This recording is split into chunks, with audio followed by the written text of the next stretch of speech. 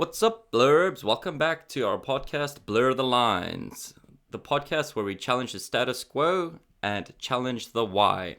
I'm your host, Yvonne. And I'm CJ. This is part 2 of our journey into philosophy. So sit back, relax, and enjoy the episode. All right, what's up, blurbs? What's up, blurbs? How we doing? How are you doing? What is it, Thursday today? Yeah, finally. Every Thursday's recording day. We're back on schedule now. Yeah, we should be posting weekly for at least the foreseeable future. But if you guys are joining us for the first episode today we'll be covering part 2 of our philosophy series. We started off with CJ's book, Brave New World, last week, and spent way too much time on it. So we decided to break this up into 2 different sections. So we're going to continue from where we left off. If you haven't seen the first episode or listened to it, I suggest listen to that first, as we'll probably be commenting on some things. Yeah, we'll probably be referencing some of the topics that we discussed last week. Again, that was Brave New World. And if you guys have any comments, please leave comments down below, like the video, subscribe. It helps us out a lot and helps us continue to make content. Also, if you have any comments and you're listening to this on Spotify, feel free to email us at blurthelinespodcast@gmail.com with any comments that you have for us. We love the feedback and just want to continue to get better. Yeah. Just in general, I wanted to touch base quickly before we started. Mm-hmm. We covered a lot of, I would say, self-help books, different mind matters. We did some finance. Yep. We did some psychology, all things in that realm. Have you applied any of these things? I want to know which you've actually applied to your real life, because I have some that I actually really want to comment on, which I feel like really is helping me as of where right now. So, do you have anything? Yeah, I mean, the organized mind helped me out a lot. I feel like I actually changed my phone so that I'm in work mode during work hours. So I don't get texts, I don't get Instagram notifications, I don't get Snapchat notifications, I don't get anything. I'm kind of dialed in. The next thing I want to do is actually... I've also got, not a work phone, but I do put on work mode right now, but I still get notifications. I just want to know, how does your girlfriend react? Because now she can't text you. What is going through? How is it implementing that in practical life?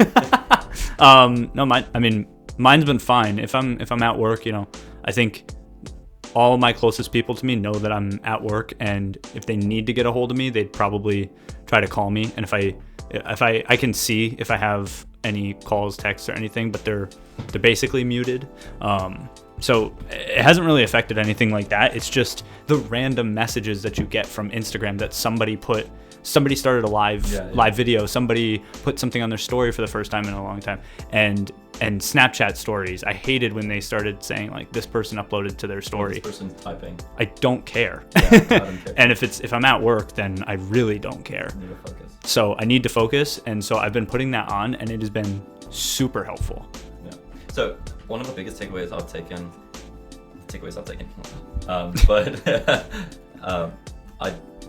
you mentioned something. I believe it was in the organized mind. You mentioned how a 30-minute nap, a 15-minute nap, is equal to around an hour and a half of sleep, like night sleep. And I really started implementing that during my work day. So at work, we get an hour that we have to take a lunch break. It's an hour that we basically have to take. And so generally what we've been doing is finishing lunch and then just going back to work. But technically we're supposed to take it now. So I've been going and taking little nap breaks during this hour. So finishing my meal, taking a little nap break, and I feel fantastic. Yeah? I can't explain it to you. I always wondered why working 9 to 5 was so much more difficult. We've mentioned in previous podcasts why it is so much more difficult than it was for me in college. In college, I was a lot more busy, and I realized that I don't take naps anymore. And in college, I had the luxury of in between classes, I have an off period where I would nap. So now I feel, since I've been taking these micro naps, I would say 15 minutes, it's basically I just started to hit a dream state. and then my watch wakes me back up. But ever since I've done that, my mental energy has increased tenfold. It's been utterly awesomely awakening. And how do you feel? So I have not tried this. I know that you've told me it's been helping you and you felt great. I know I tried to do it one day when I had stayed up really late or woke up really early, and that was really hitting me midday. So I thought I could try and go take a little nap, and I could not fall asleep. So my worry is that after a 15-minute nap, I'm gonna be really awake. And how do you feel at night? How do nights affect you at all? I don't feel a difference at all when I go to bed at the same time. My night routine has been unchanged. So you don't think that it's impacted your your alertness at night or has kept you from falling asleep at night? No, not at all. I'm also kind of deep sleeper. Yeah. Heavy sleeper. I could sleep in there. But maybe I'll have to start doing that. I don't know. I do find myself changing. It's actually life changing. I mean, I think everybody finds themselves tired after lunch. So maybe just eat and then you're full go. And then you get the food coma going. Bam. But that, and then the other thing I've been liking doing is I've been following Jordan Peterson's rule of keep your shoulders back and stand up straight and tall. So just being more confident. Being more confident, act like you are a beast, type thing. Yeah. So that's just a little catch-up session for any of you that's following along. Yeah, we'll do these from time to time just to see if we're actually getting something from these books and implementing them. And as we move through the series, our next psychology book, maybe we'll hit just on that, kind of see how we've noticed our minds are being tricked in the next one. But let's jump back into philosophy. So, oh god, I got the whiskey ready. You primed me last week when you said get the whiskey. So we have Crown Royal salted caramel. Highly recommend. Oh, nice. Yeah, it's delicious. I'm still in dry January, so. I'm in dry-ish January. Damp. Yeah, damp, if you will. So Plato, I just want to recap just some background. So Plato was a philosopher, and this work of him was written in around 380 BC. Plato was a student of Socrates at the time, or not at the time. He was a student of Socrates, so Socrates has been a big influence. You just need to know that in general as you go into this book. And Socrates was also a really, really poor man. He was a stone cutter. So the book we're looking at, the Allegory of the Cave, is part of a series called The Republic that Plato wrote. And this Republic book series is basically a conversation a conversation from him with other people where he talks what is a just life and what would a just city look like if it were to happen. Do you mean just by justice? Or yes. So what is justice and what would be a just city?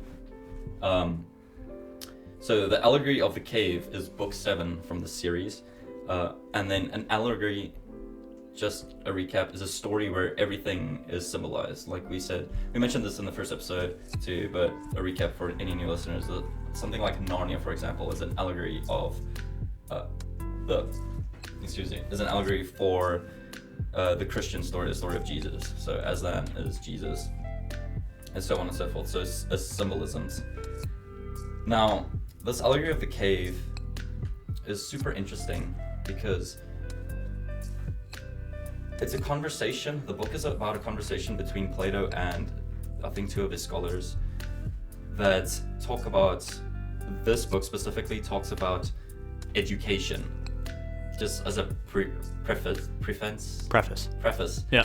Just as a preface before we get into it. But I believe it goes deeper. Now, there are some things that we mentioned in the previous episode, or part 1, that we just noted down where I would like to have some, what do you call it? Connections. Yep. So, Yeah. But anyway, so let's start by getting into what is happening. So what this whole story is about. And so why are you starting on the 7th book? This is the most famous work by Plato that is still studied today and made him famous. A lot of media, film, modern philosophers and people like that actually still use this work to base their works off. Your book, for example, might still have this Plato's Republic Book 7 probably influenced A Brave New World. Probably. So yeah. So this book is a dialogue between Socrates and Glaucon, someone like that. And both of these are fictional. So the main character, Socrates, in the book, isn't actually the Socrates of the real world. So Plato was the student of Socrates. It's modeled after him, but it isn't exactly him. It's a symbol for him. So there's a big debate about if Plato actually referred to this Socrates as the living Socrates, his teacher, or if it's just a fictional character. But diving into the story, it starts off with there's a bunch of people. The people are born in a cave. Forever, their whole life, they've been in a cave, right? There's an opening to the cave, but they're facing away from the opening and chained, facing a wall. So the people living in the cave's necks and feet are chained so that they can only face the wall. This is the allegory. Yes. Yeah. So as these people live and grow up and interact, they can speak to each other and they can interact. And the main activity... How many people are in this cave? It doesn't matter. It's just people. Okay. The main activity that they do is they look at the shadows on the wall of the cave. Now, there's a bunch of shadows of lions and trees and apples and things like that. And they don't know what sunlight is, so they don't know that a shadow comes from sunlight. Right.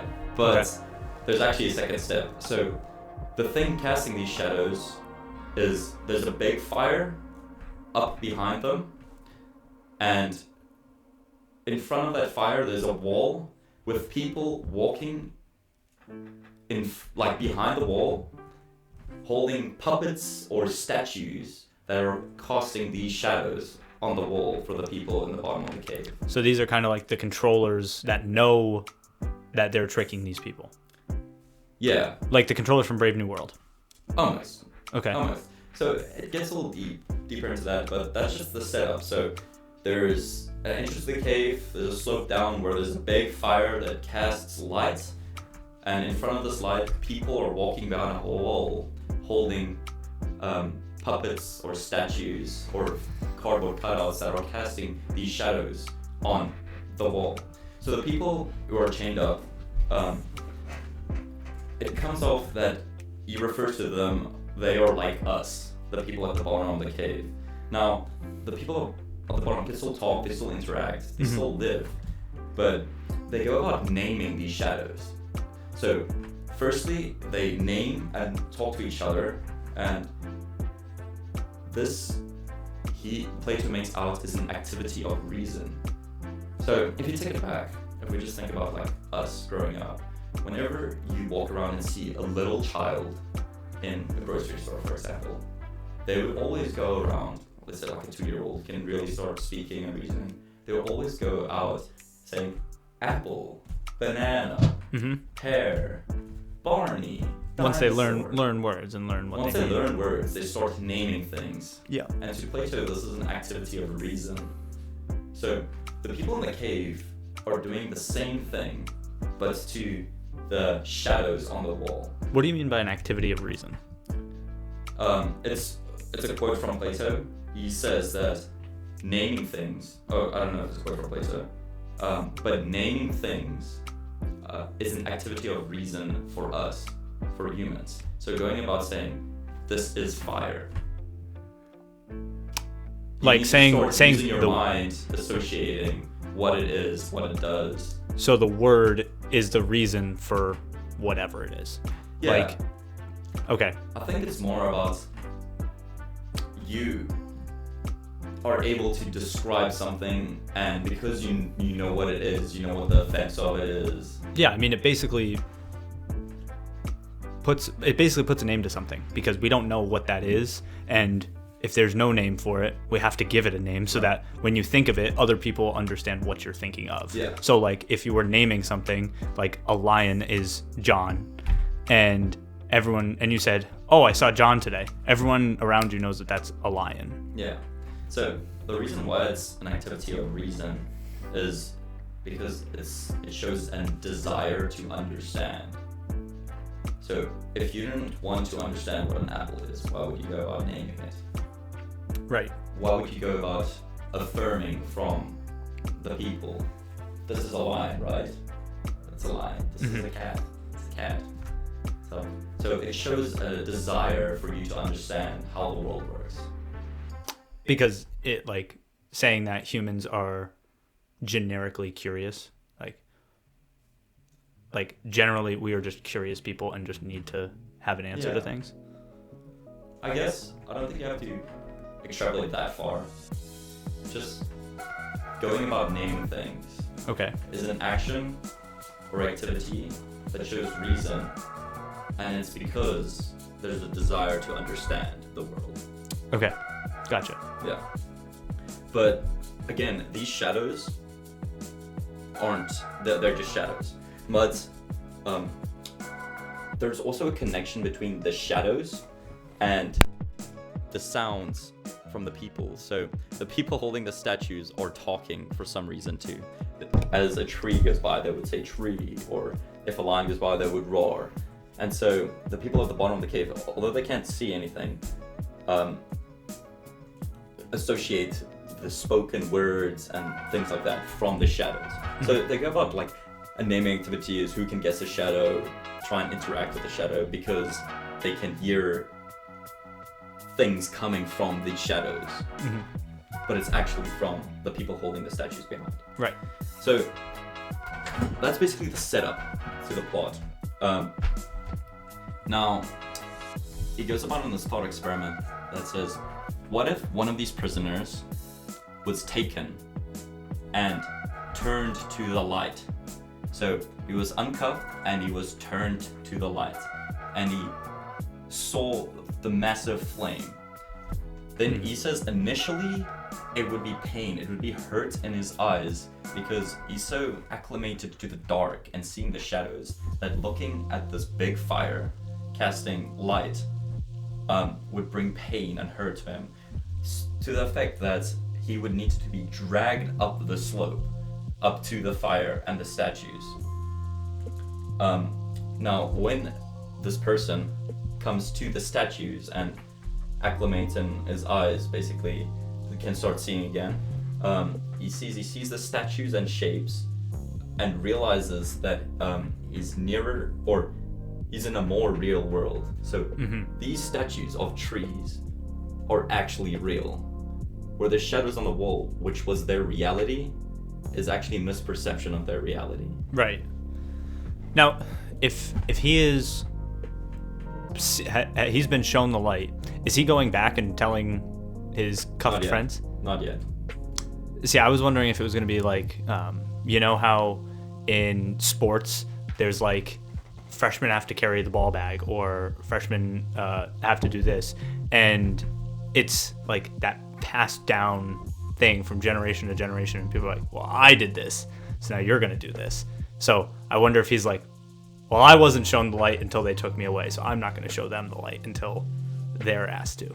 No, actually, at the end of the story, we'll see. Yeah, no spoilers. Yeah, no spoilers. Yeah. That was just kind of interesting. I was hoping that he would just scream, "Hey, there's light up here." There's light up here. Yeah. No, it's way more interesting than that. But what happens after that is, of course, he realizes, like, oh, my whole reality is actually just shadows, and the people talking are people holding the figures. The figures aren't real, actually. They're just basically false realities. So then he's like, this is reality. This is the tree. This is a tree that casts the shadow. This must be it. Right? So he doesn't know that there's a more real world out there. He's lived in the cave his entire life. Yes, and he's still in the cave. He's still in the cave. He's still in a cave, just in a more real, a big fire. A more real cave. Yeah. Or part of the cave. Yeah. Gotcha. Exactly. So what happens then is he gets stuck in this reality, and it's like, this is real. So next they say, and he phrases it like he needs to be dragged up, turned towards the entrance, and pushed up to the light. So he's dragged from the middle of the cave where the fire is, and he needs to be dragged up. He doesn't want to walk. Mm-hmm. It's physically effortful to get him to the top of the entrance of the light. So just going back to the background, these people are chained by their ankles and necks. Yeah, to their hands.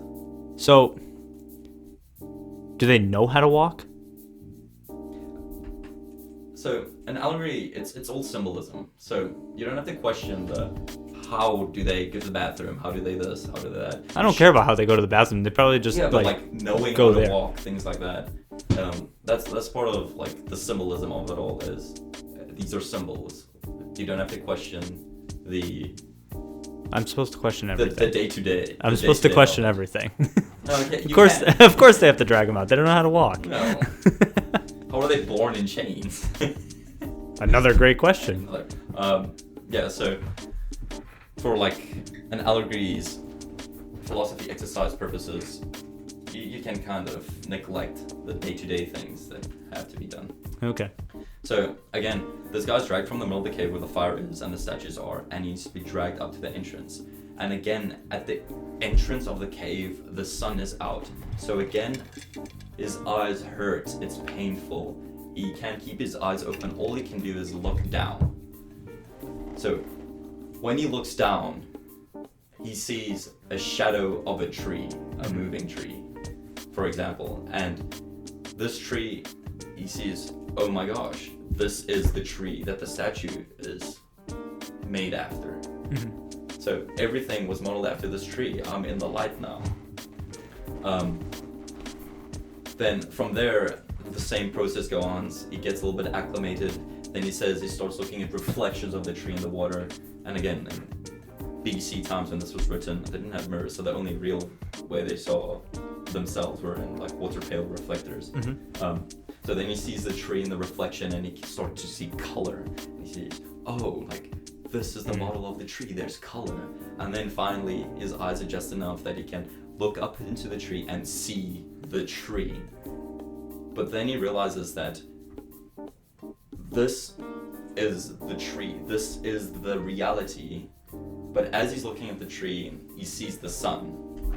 And he finally can stare at the sun and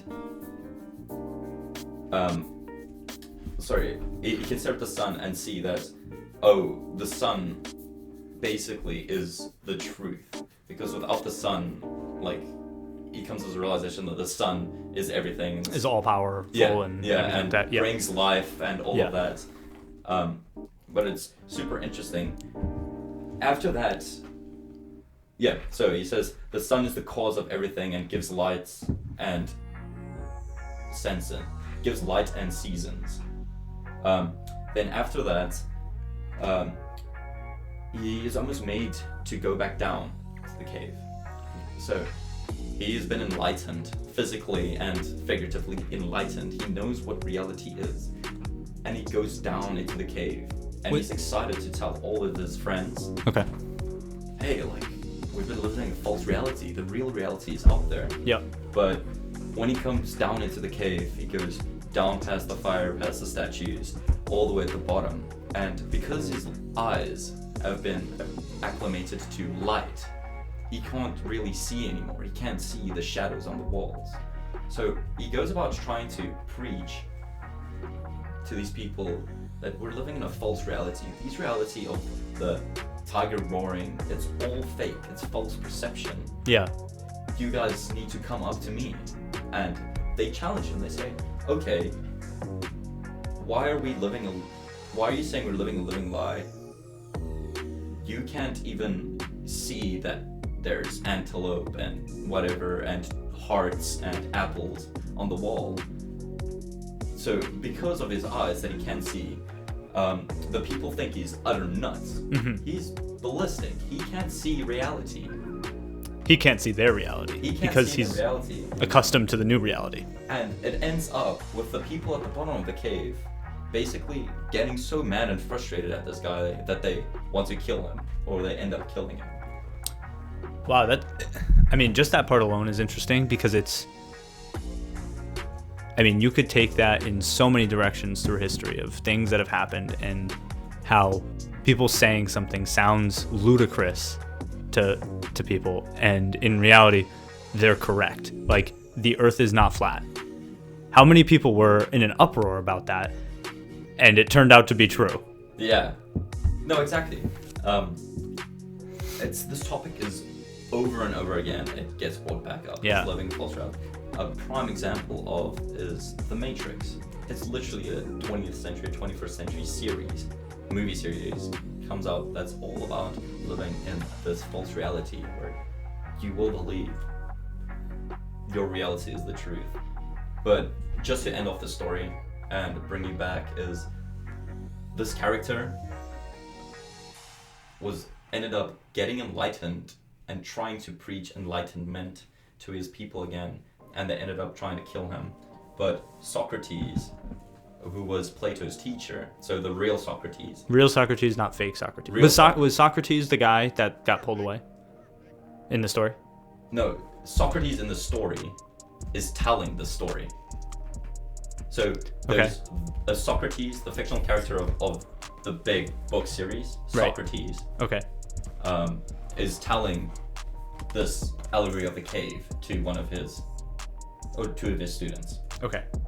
Now, the real life Socrates, who was Plato's teacher, was, I believe, lived in the Greek era and was actually put to trial and ended up putting to death for corrupting the minds of young adolescents with thoughts of philosophy and things like that. So no one before this really was thinking in the way before Socrates, but then Socrates was actually executed for bringing thought or bringing questions to the minds of young lads. Right, because he was trying to just enlighten them with new knowledge, new ways of thinking, and the person in power or people in power didn't want anybody thinking that there were other things that are better than the reality that they live in. Yeah. So it's quite interesting. There's like a little bit of debate if the story is a direct example of Socrates' life or if it is just an example. I don't know.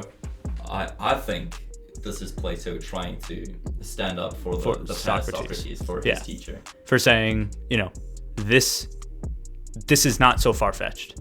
Do not believe that it's far-fetched because this actually did happen. Yeah, and it's crazy from a reader's perspective is how we almost get a hatred or anger for the people in the cave, because as a reader perspective, we know that there's a tree outside. You just have to go up with. Right. It's like seeing, like if you ever watch football, if you look from the TV, everyone is screaming at the TV, look, he's wide open, just throw to him. But if you zoom in and take the quarterback's perspective and you look at all these 6'5", 250-pound beasts that are in front of you and you can't see anything. But if you zoom out, then the game is very simple. And I think you can take almost all sports and say that. But if you zoom far enough in, the rest of it just, you can't take in everything. You can only take in what you see. Yeah. So we're looking on the zoomed out perspective on their life. So it looks really bad. Like come on, just turn around. Just turn around. And one thing that I have to add emphasis on is that these characters arms are loose, and it makes it out to be that they are able to get out if they want to, but they don't. Can they? Oh, I guess if they undo their neck and then bend over. Yeah. But they're living they're living in their own reality. Yeah, like that's all they know. They don't know that. Yeah. Like we're gonna assume that they're born in chains and these chains grow with them and whatever, for all the background sake of this is all they know, and then to say, I stand here like this and look at animals or trees or whatever on the wall, and that's what I do. That is all that's in their head, and they're like, this is great. And it's very much like, some of these people from Brave New World, like betas, they say, I go and, I don't know, churn butter. It's not an example in the book, I'm just saying. I go and churn butter, and I do this all day. And that's it. That's it. That's their life. It's and like that's all they know. They're happy. Yeah. They don't even have to take that. They just don't know they don't have any emotion about it. Like, my ankles hurt. My neck hurts. Nothing. Like, it's still a human body. I feel like they have to have. Yeah, but if you take like these characters in the bottom of the cave, I'm pretty sure their like neck hurts because they're almost forced to look at the wall. But I'm just trying to think if my neck just stayed like this forever, and I was never allowed to move. Yeah, that would be impossible. Good thing I'm Italian, so I could just talk with my hands. But just sitting like this would be so hard. So then it comes like down to the analysis, and obviously this is a famous work, and hundreds of people have analyzed, and if thousands of people have analyzed this work. Tens of thousands, hundreds of thousands of people. So, since when was it? 300 BC? 380 BC, whatever? Yeah. Yeah, so I would say a few people have looked this over. Yeah. At least 4. At least 4. So, coming back to book 7, this is the fictional character Socrates has a conversation with 2 of his students about a just city. Mm-hmm. And book 7 leads into a whole realm of thinking, or they attack the idea of education. So if you take the story as education, how this is education, I believe it's education in philosophy. So everyone can be taught, but it's thinking like a philosopher that's my own opinion of it. Do you think all scientists are philosophers? I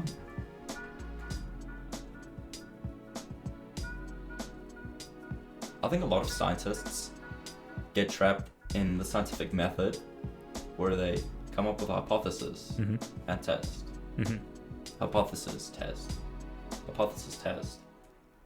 But do you think that I wouldn't regard them as philosophers. Do you think that's only now, or do you think that's how it's always been?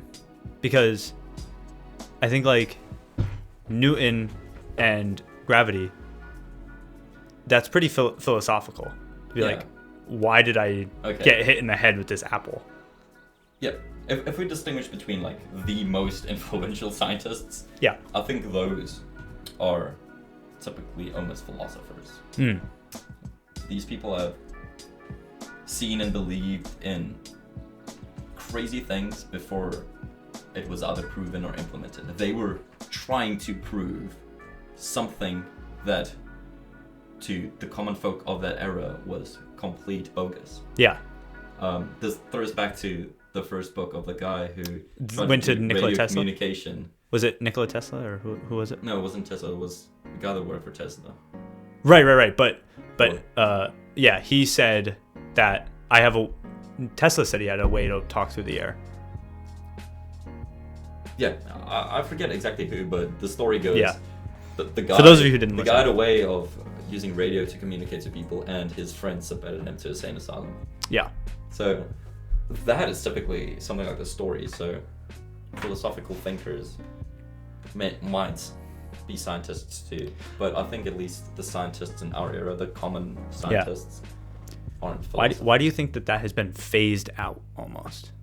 I think we remember and historically praise the people who made great impacts. Yeah. Which are probably generally are the people who think outside of their reality.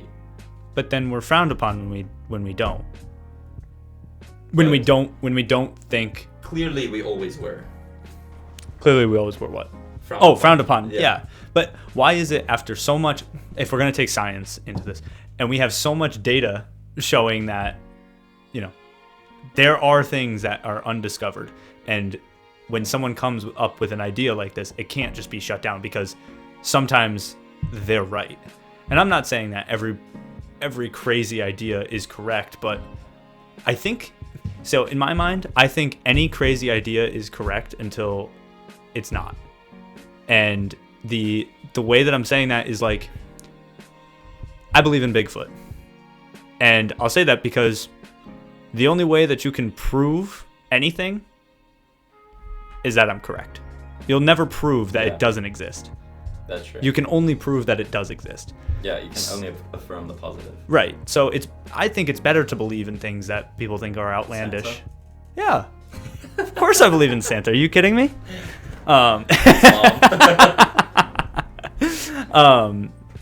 But I think it's better to believe in those things that are outlandish. And even Santa, like, that is a great thing for kids to believe in and grow up with, because the magic, it's something, a positive affirmation to believe that magic exists.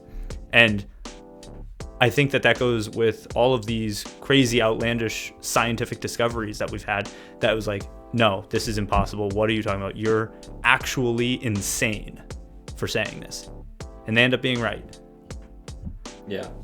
What's wrong with that? Why is it, even after all that? Electricity, people thought it was insane. Mm-hmm. Gravity, people thought flat Earth, people thought they were insane. Yeah.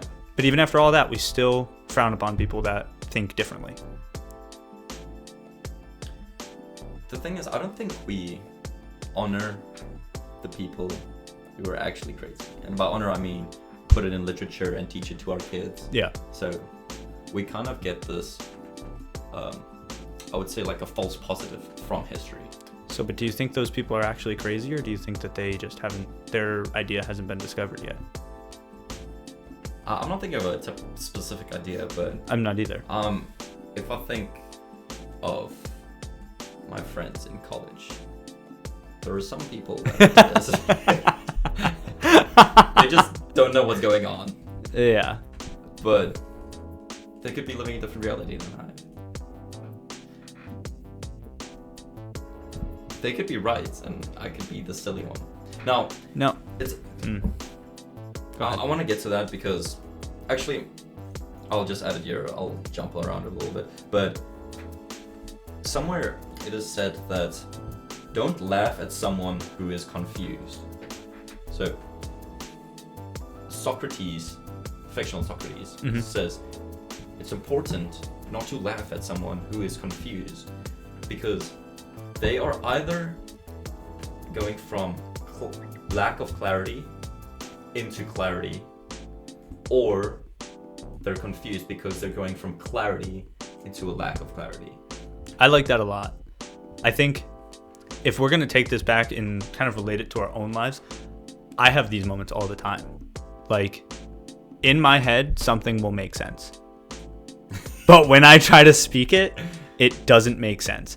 And when someone comes back at me and says, what are you talking about? And they start laughing. They bring this like negative connotation to like what I'm trying to say and put it down. It gets very frustrating. And I think it's because my head and your head are in two different places. You're not thinking the same exact way that I am. Yeah, exactly. And so in my head, I know I'm right, or I know what I'm trying to say. In your head, you know what you're trying to say. So we're both right. We're saying the same thing. But the whole thing is just trying to get on the same playing field. But for some reason, trying to get there is almost like laughable, and it's difficult to come across and get those things. So this comes straight out of the story where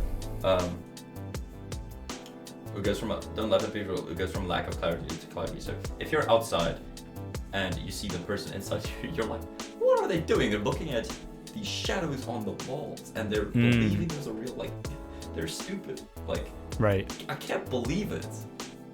But in the same time, when you come down from the light and you go try and look at the shadows with the people on the wall, they're laughing at you. Like, yeah. You can't see the shadows. Like, you're blind. Like, what are you saying? You're speaking nonsense. You're hysterical. You should be put in an insane asylum. Yeah. And the same goes, because of this, almost for education in general. So a lot of people, like, I would say almost seniors versus freshmen almost. Like, a senior are laughing at these freshmen for... Because they... Oh, wow. That's a good one. Yeah, I can already see where you're going. They don't know what they're doing. Yeah. Like, you just laugh at freshmen for being silly and asking questions. Like, weird questions. Like, to us, they don't make sense. Like, why are you asking this silly question? Because we're blinded by light. Because we've already, like, been through it and we've seen it and we're blinded by it.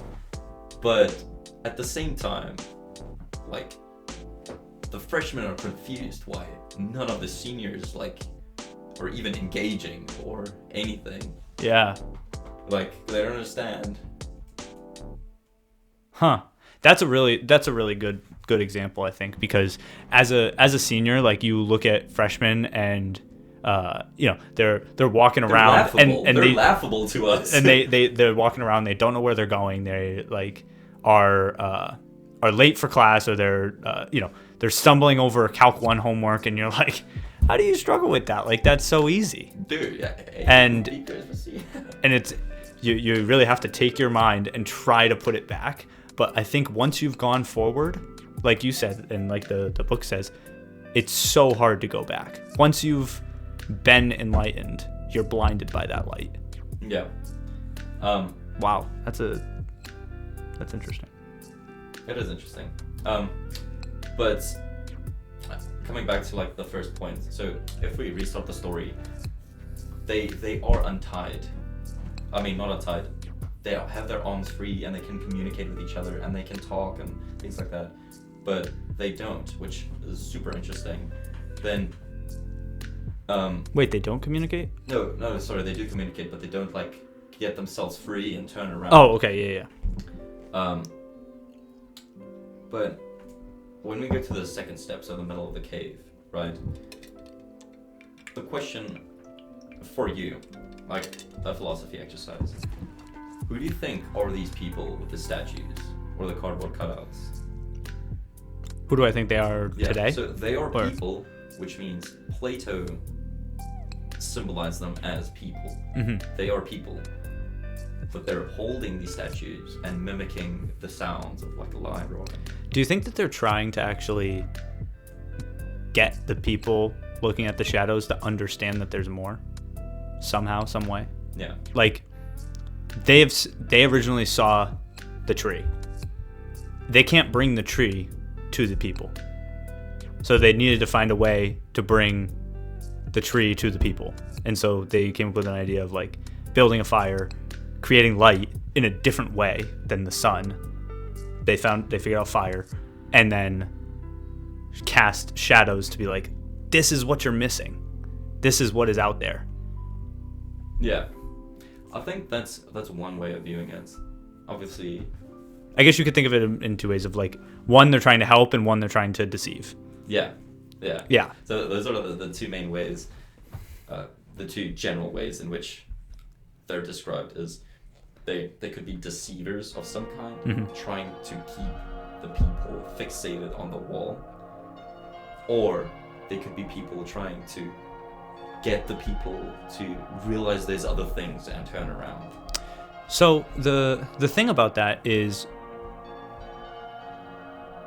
the shadow people, they just watch this guy try to explain to the cave people that there's more. These are not just things on this wall. They're real. They're out there. They have color. These crazy things. Move, yeah. They move. I mean, they move on the wall too. Yeah, I That's guess not a good example. Yeah. But but there's these crazy things out there, and they killed him. So or wanted to kill him. They either killed him or wanted to kill him, but okay. Well, either way, they turned against him. They turned against someone who used to be them. They actually thought he was crazy. Yes. Yeah. And one thing, like, so the shadow puppet people, they're watching all of this happen, and if they see that how one is treated, they don't want to do that. They don't want to be the next one that they kill. So they don't want to go down further. Yeah. So they stay up there. That's actually a super good point, which I didn't get from or read about, where the people in the middle want to help, but they don't want to go down, because when they go down to the bottom of the cave, they are thought to be crazy and killed. Yeah. And so there's two ways that I see this kind of playing out. And one, they see these people getting killed, so they're like, you know what, screw that. We're gonna put these puppets up there, and they're gonna live this the rest of their life.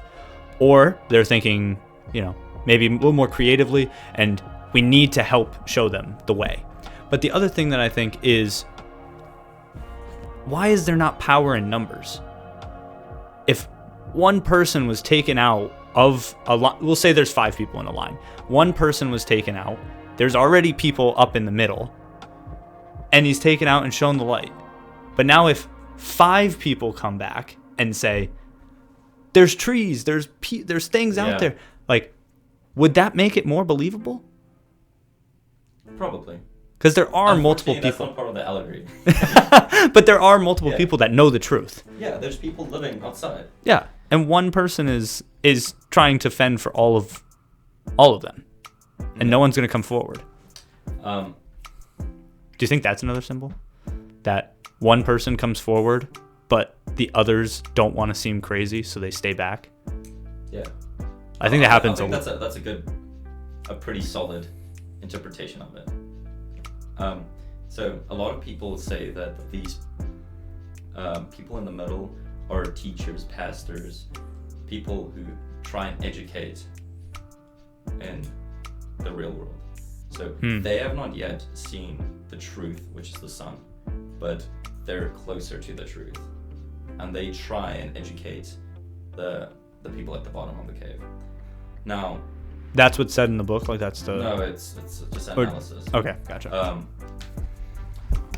Now, one other thing that is said is you can't put sight into blind eyes, meaning that if you take this as education, so the education in our system right now is the teachers give information. They give information. They keep giving. Where if we take students as the people, the bottom dwellers, the education set up that the teacher gives and the student passively takes or tries to receive the knowledge. Yeah. Right? And this is said to be a wrong form of education in this. This is utterly wrong. And he explains this, that the power and the capacity of learning already exists in the soul. So you have the power and the capacity to learn, but in this allegory, he says, you have the capacity and the power to learn, but as the eye was unable to turn from the darkness to the light without the body, so they needed to turn their whole body, their heads, their whole body to see the light. The instrument of knowledge, which is the mind, can only, with the whole soul, be turned from the world of becoming to the world of being. That's a lot to take in. That's a massive statement to take in. Yeah. So let's try to chunk that down a little bit. Chunking, organized mind. Organized mind. Let's try to take that in elephant bite-sized pieces here. Yeah. So basically, what it said is you can't put the sight into blind eyes. So people at the bottom, it's hard to put sight into their eyes, even though that because they only have a fixed reality. They don't know anything else, so it's hard to give them hard insight. to tell them Enlighten. real information Yeah. when they don't believe it, and because they are blind to that. Yeah. Is that okay? Yeah. And then everyone at the bottom still has the power and the capacity of learning because it exists in the soul and they're living souls. Yep. So they can learn. They're just blind. Everyone can learn. Yeah. Yes. That is what Plato tries to say is everyone in society, doesn't matter how stupid you think they are, have the capability of like learning. Yeah. 100%. Reaching enlightenment. But then he says, as the eye was unable to turn from the darkness to the light without the body. So, in the story, they physically had to go down, basically rip him from the wall, and remember they said they needed to drag him up. Yeah. They wanted to drag him up because he was unwilling. He just wanted to stay in his own reality. So, right. That as the eye was unable to turn from darkness to light without the body, so you needed the willing body. So because even though he can learn, he was not willing to. He didn't want to learn it. Gotcha. Or even like, let's say this is generation 2, and this guy's kid who was executed because he saw the light is asked to do the same thing, to go up. Now you're like definitely unwilling because my dad got executed because he was crazy. Yeah. The whatever it is makes you go crazy. Yeah. So like, it literally could be anything behind you, but all you know in your blind reality is if I leave, I come back crazy. Yeah. That's all you know. If we zoom in, or you come back blind. Yeah. Yeah. If you zoom in on just their perspectives, all you know and all the information that is presented to you is they take the chains off, they take you away, you can't see anything, they just took you, and you come back and you are insane. Yeah. That's it. Yeah. That's all it is. So no wonder, yeah. I mean, this guy, of course, he's unwilling. All he saw is multiple people before him just come, leave, and come back and be crazy and get killed. He's like, this is basically execution. They're executing me right now. I forgot to mention is, I'm confusing it now. I don't remember when he was, our character, when he was at the top in the light. I don't remember if he was asked to go down or if he wanted to go down to tell them. I feel like he wanted. I feel like he wanted to. It's stuck in my mind right now, but I feel like he would want to. Like if I was that family person and like everyone I knew and like interacted with, and I just had this revolutionary experience where like I've seen the light. We're living in a false reality. Like come, like I need to show you the truth.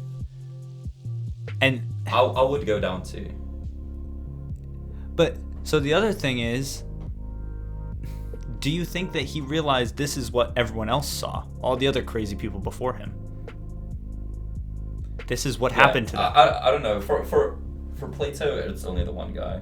Of course. But for us, I think it had to be more than one. How the hell did the middle people get up there? Yeah, I don't know. They were the ones that said, I'm not going down there. I've seen people get killed. I'm gonna stay up here. Yeah. So coming back to what is trying to be said. So remember, the eye is unable to turn from the darkness to the light without the body. Yep. He says exactly the same way the instrument of knowledge, which he calls the mind. So the instrument of knowledge can only with the whole soul be turned from a world of becoming to a world of being. A world of becoming.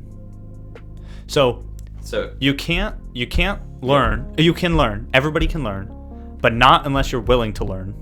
Yeah. And then the last part is where you lose me again. This is because it leads into like the blind. One of the final big ideas is that there are two worlds in this story. There's the base of the cave and outside. And the base of the cave is the physical or sensible world. So it's the physical world, like you can, it's right there, but outside is either the mental or intellectual world, where it talks about the idea remains.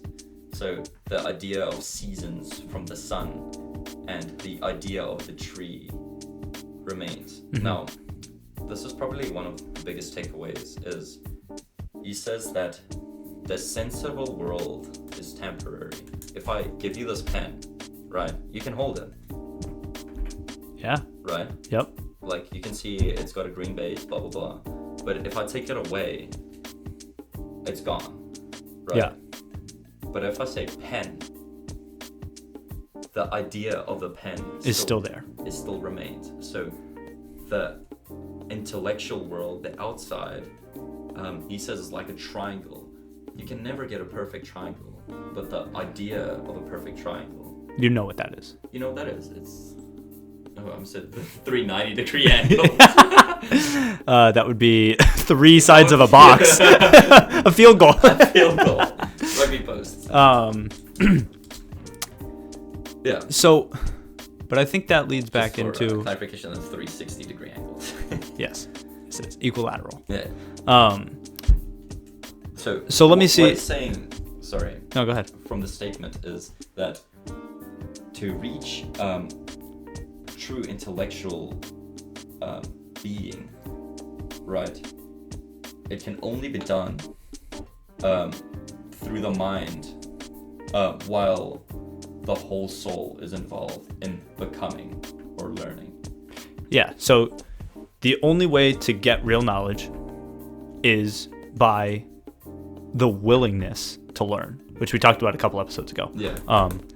Everybody, we said actually, and if I remember correctly, we said that everybody has the willingness to learn. It sounds like, well, no, we didn't. We said people that go to college have the willingness to learn. Generally. Yeah. Yeah. But everybody has that ability to learn. It's the willingness to learn that needs to be implemented before you can learn. Yeah. I mean, that does speak right into our college debate. I mean, do you need college? And our answer was predominantly no. That not everybody needs college, but if you have a willingness to learn, you can do whatever you want. Like that kid that from Jordan Peterson's book, where you were able to, or no, it was Think and Grow Rich, I think, where you basically put on a CV all the certificates that he had, and he said, if you do this for this company, he basically gave them a financial plan or a managerial plan, and they hired him into a managerial role with no experience whatsoever and no degree. Yeah. Because he had a willingness to learn. He was able to get to that top level. He was also willing to. He was invested not only with his mind but with his whole soul. Yeah. And this is in the Greek times that I believe they believe in the mind, the soul, and the body. Mm-hmm. So the soul is like your drive, your spiritual self, yeah, it's super interesting now. A lot of people think that the people in the middle are also the deceivers. So the people keeping us on The deceivers. The deceivers. They're deceivers distracting us from seeing the light. Now, this analysis I also quite enjoy, and I think there's a practical application during history. Yep. And it's a very practical application now. And when I get into this, it's the people at the bottom aren't. Remember that the sun is the truth, so the people at the bottom are in the world of nothing. They need to go from becoming to being, and being is seeing the truth. Yeah. So, as you put here, so some people have an analysis of these being like presidents, people of power, distracting the majority of the people that live So if we go back to the Roman eras, right?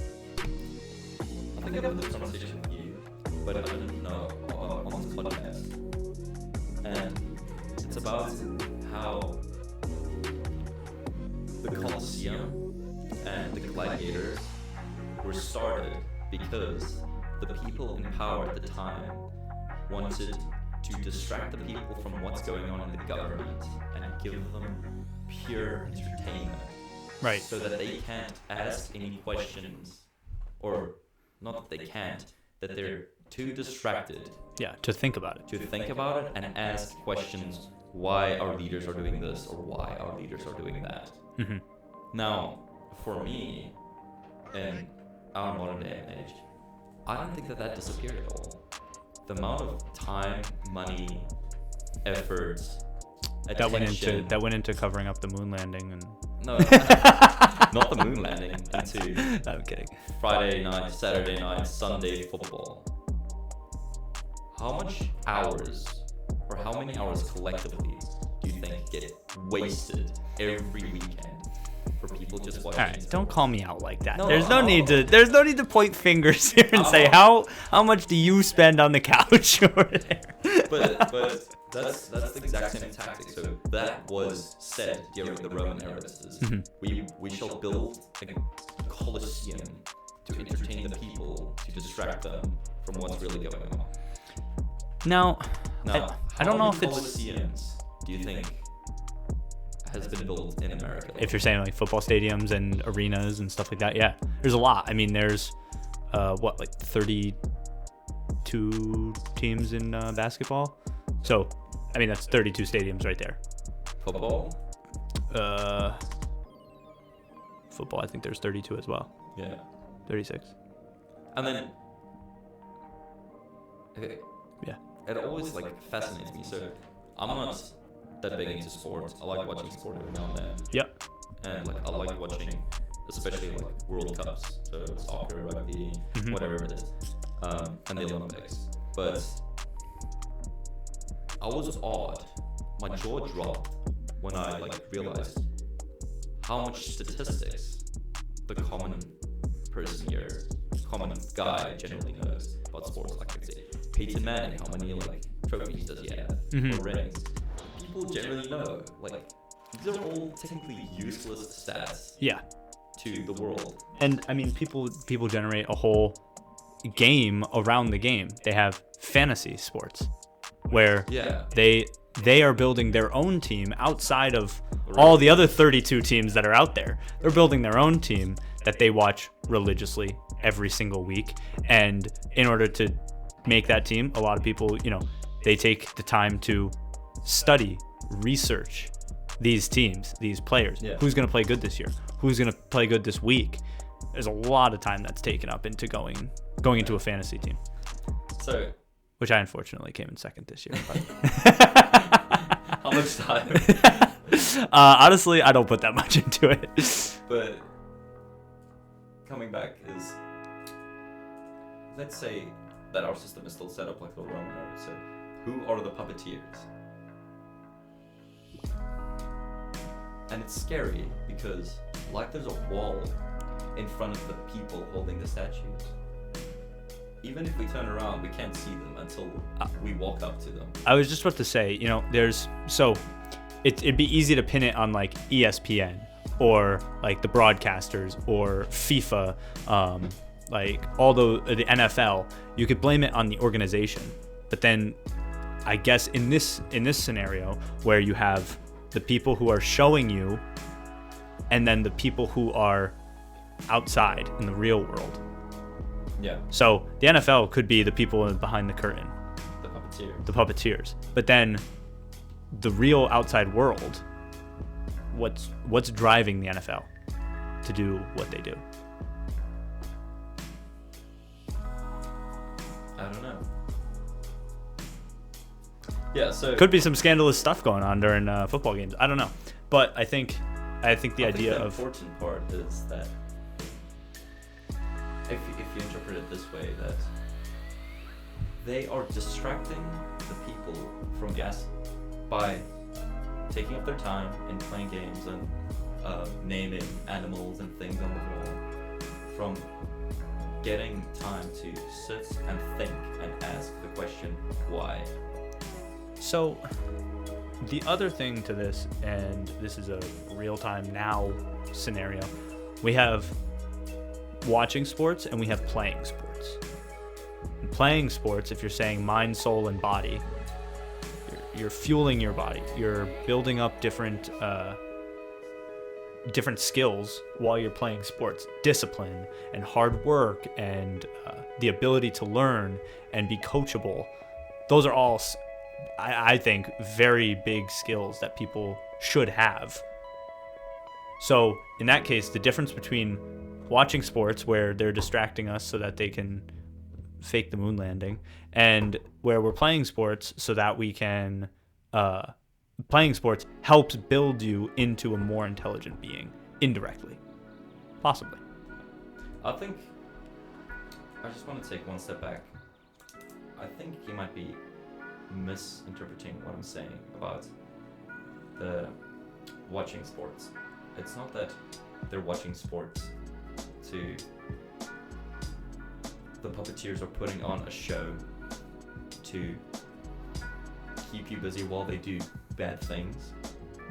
It's more about the puppeteers are putting on a show to keep you busy so that the common person does not have or does not take the time to just sit and think and question what is going on. So you're saying that they're like a meditation versus watching a football game.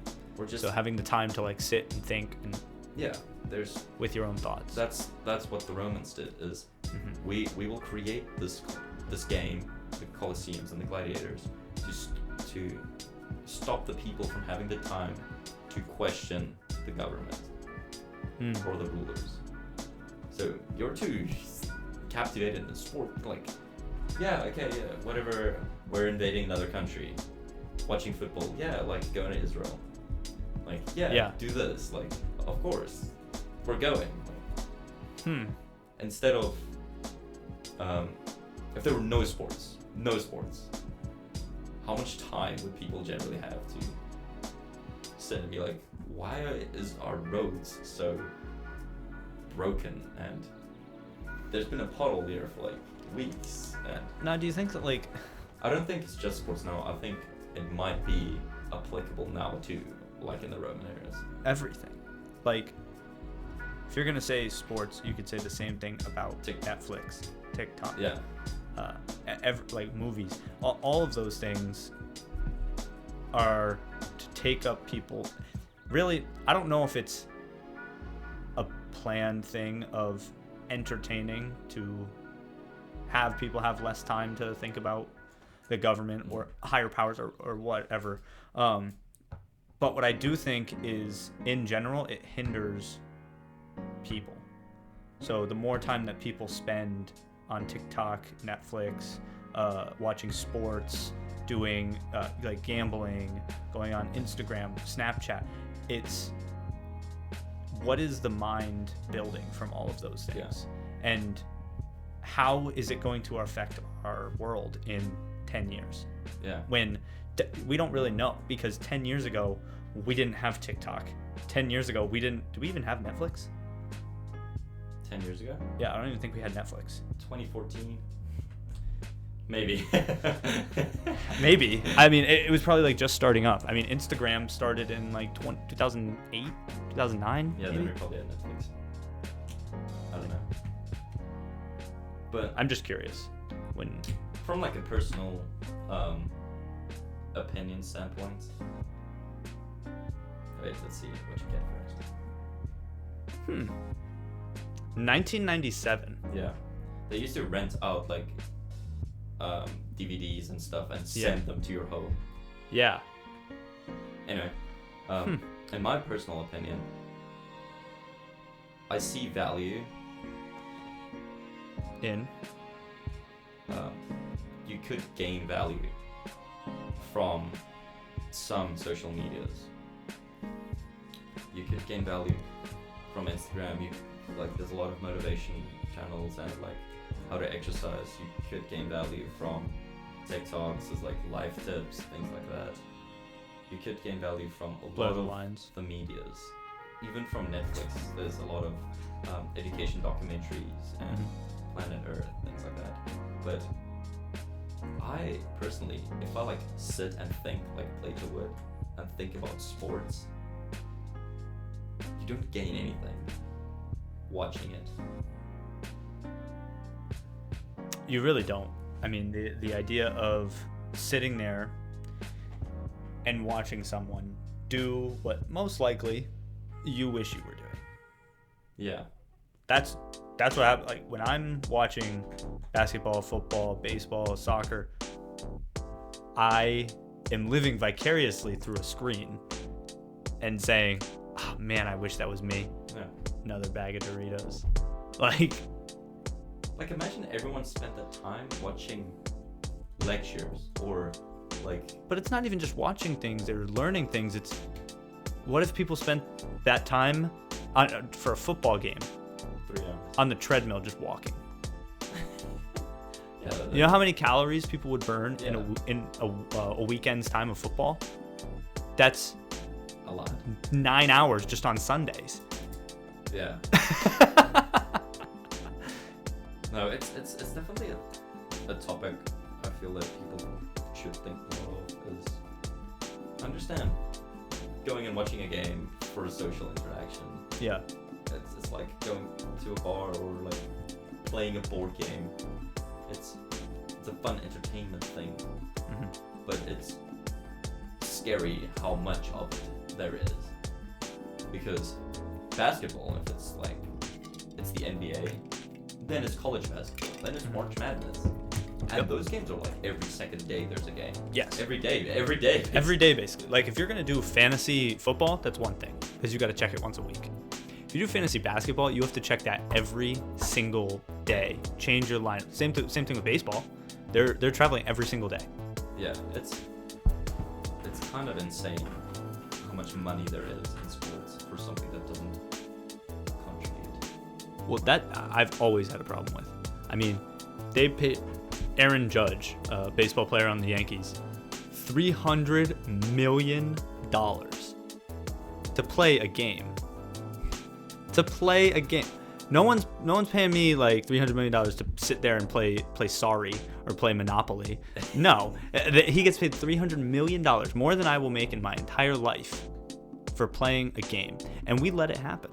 I think we don't let it happen. We follow along with it. We encourage it. We celebrate it. So my friends were texting in a group chat, and they were talking about Saquon Barkley. And they said that he really needs to not ask for a huge contract, like maybe $8 million. $8 million? Even like I think they were just saying for 1 year, $8 million. And they were like nothing more than 14. $14 million. Like it's no, we wouldn't give more than $14 million. If somebody said that about my life, I don't want to give him anything more than $14 million, but nothing less than $8 million. Okay, sounds good. Sign me up. But it's because we put these like grand titles on sports or for athletes when, yes, they are the best at what they do. But what benefit do they bring to the world besides entertainment? Truly. And it's truly, purely entertainment. There's nothing else. No, because there's no physical aspect for us. I meant like.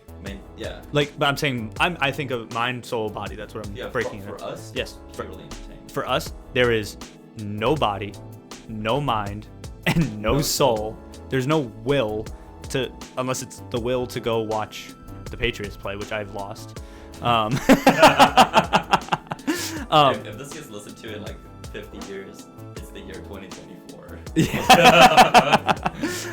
But the fact that we can pay, and that's one player on a football roster, $8 million.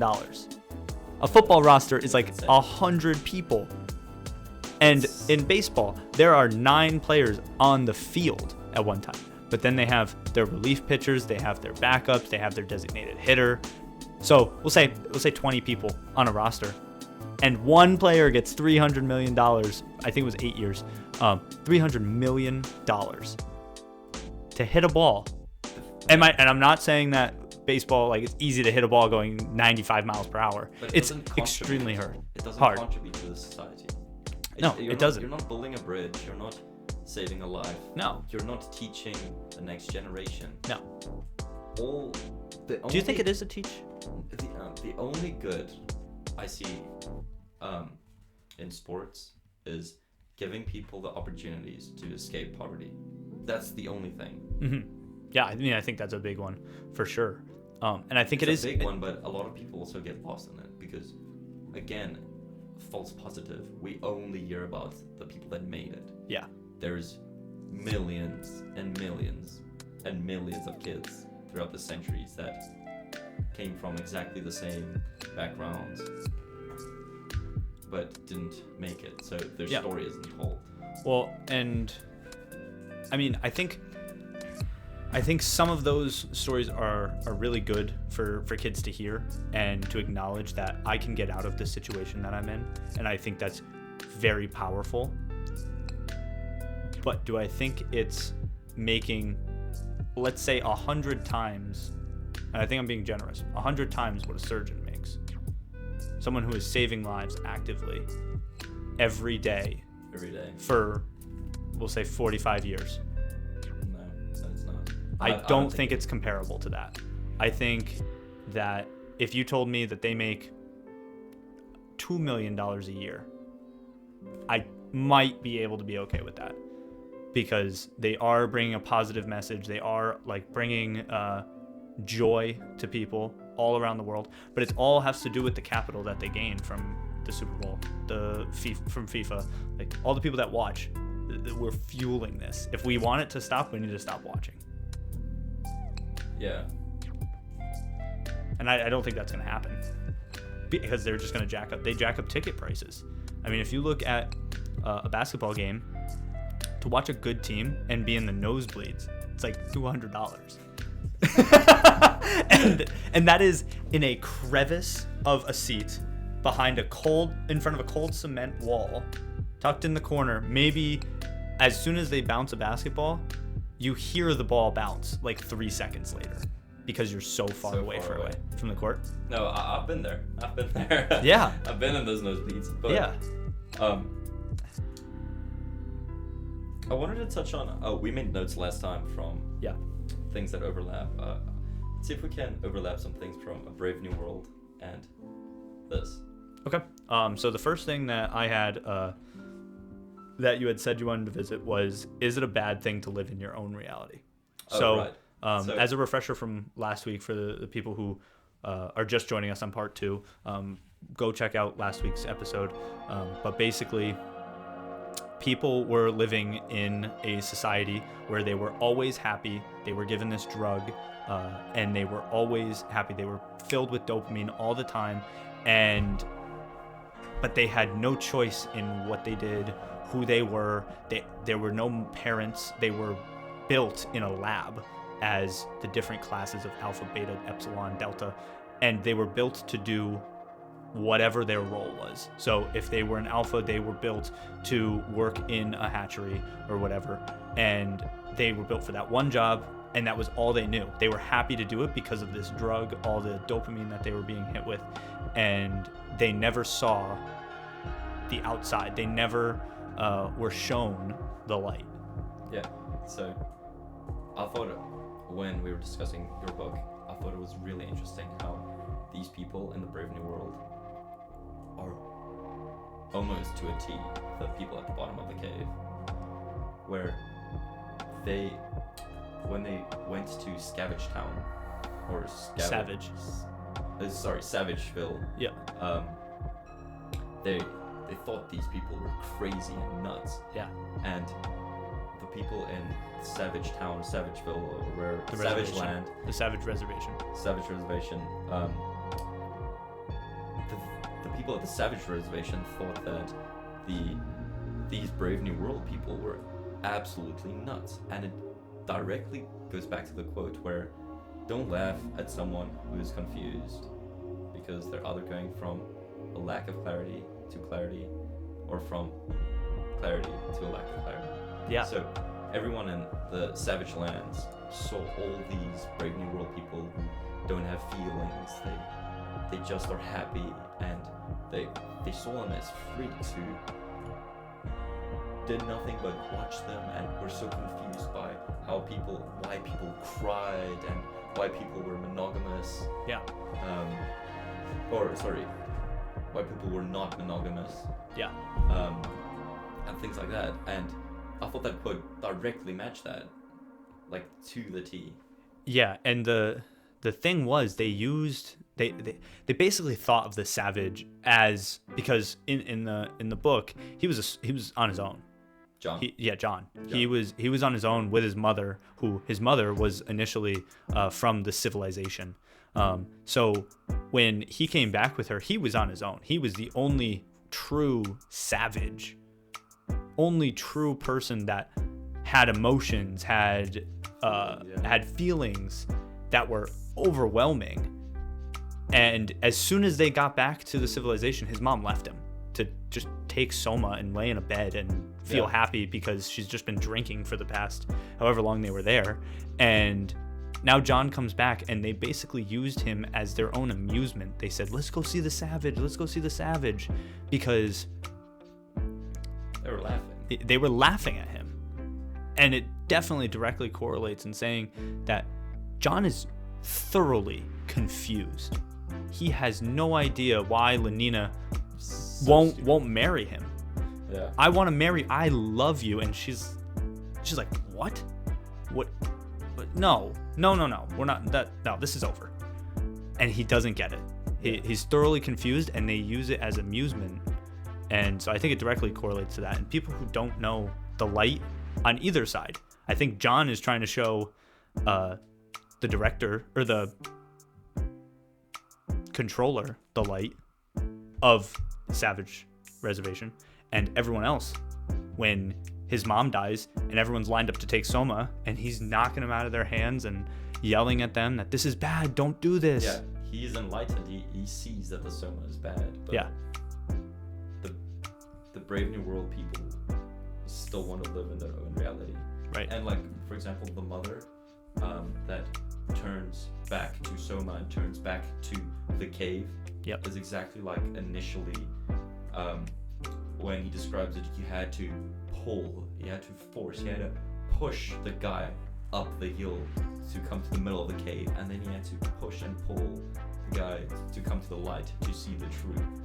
So people are inclined to just return to their realities. They don't want to turn to try and find more truth, to question their truth. They just want to return to their realities. But do you think they are the same? Because when after your guy was enlightened, he did not want to go back. He only when he reached true enlightenment and saw the sun. Correct. But all the way up until the cave, like out of the cave, he needed to be forced to.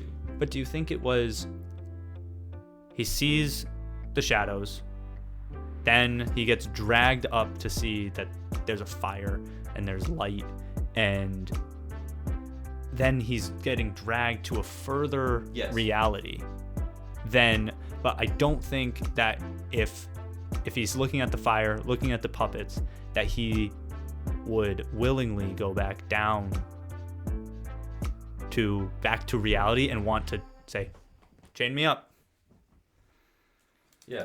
She went and lived there for however long. I forget how old John is. But she lived there for so long, and all she did was drink, because she was trying to find that happiness.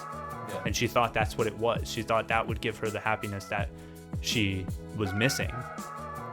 So then when she went back, she was right back to it. She never left, truly. She was never enlightened. John was, again, born into it. So I don't know if she was ever truly enlightened. Yeah.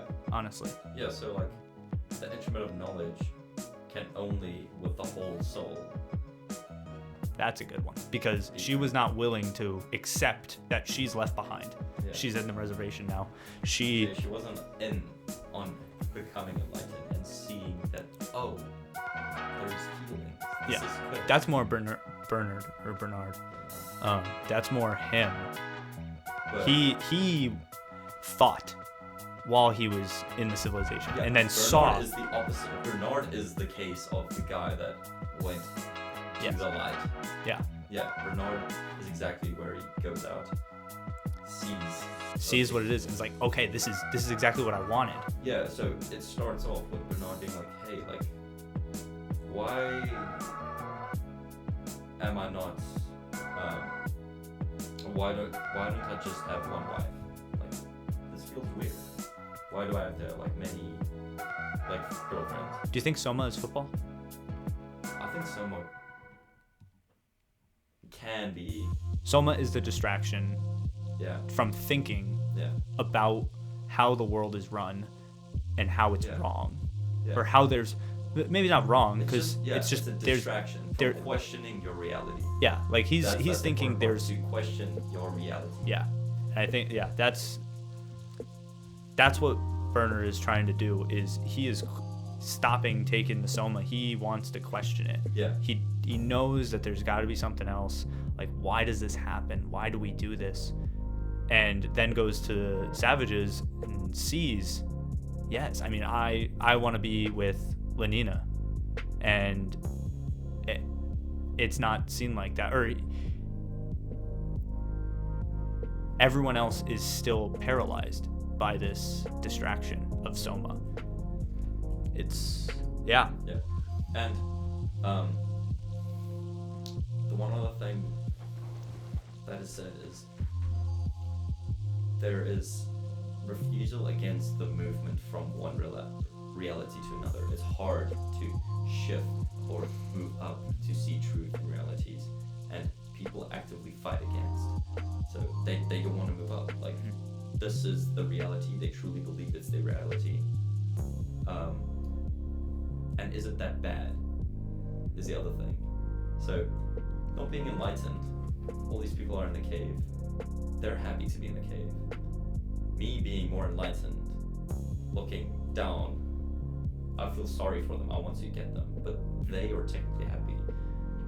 As the same with the Brave New World, where they are happy. They're having a good time. Why is it important for us who are enlightened to try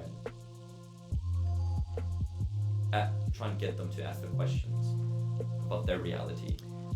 Yeah, do we think that they actually need to be enlightened? Do you think it's a duty of the enlightened to help the others see the light? Instinctively, I'm gonna say yes. I think if you know there's more truth, you should definitely try and get people to see the truth. But when I sit and think for a little bit, I don't know that it is. I feel like almost it's an internal need to enlighten others because you are now enlightened. But I don't think it's a duty of theirs to do that. I think maybe you could ask, are you happy? And if they say yes, I wouldn't touch it until they're dragged out of the cave like you were, I guess, and brought to light by the majority. Yeah. I don't think if someone is happy, why mess with it? What benefit does it bring? Does it bring benefit to you and your new reality? Or does it bring benefit to them? Like, if I need you, I'm missing a stone worker and I need another person. So I'm going to enlighten you. Come see. Look, all the world, way better than that wall. Now go work on these stones.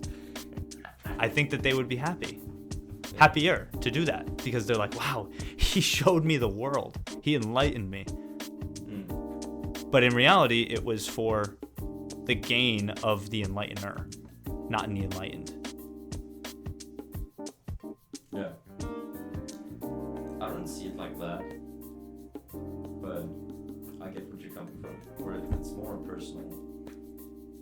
endeavor. Yeah. It's for personal gain. It's selfish.